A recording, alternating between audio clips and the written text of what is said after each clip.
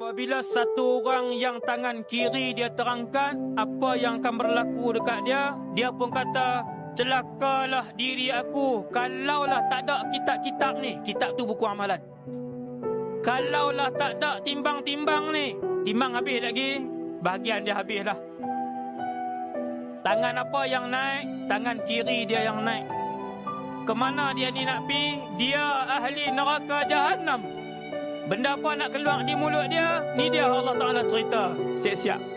Kalaulah tak ada semua-semua ni, aku tak tahu tentang perhitungan ini. Kalaulah dulu tidak ada hari kebangkitan. Dia pandang ke kanan.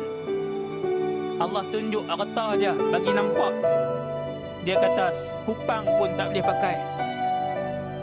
Waktu hidup tak mau sedekah, waktu hidup tak mau dalam tabung, waktu hidup tak mau bagi orang miskin makan. Bila dah mati, angkat tangan kiri baru kata, ma'arna anni maliyah. Ini ucapan bakal ahli neraka. Wal'iyadzubillah.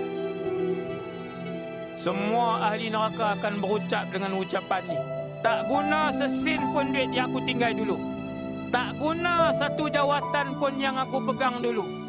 Ingat orang yang ada jawatan, sebesar apa pun jawatan kamu, tak akan membantu kamu untuk masuk ke dalam syurga.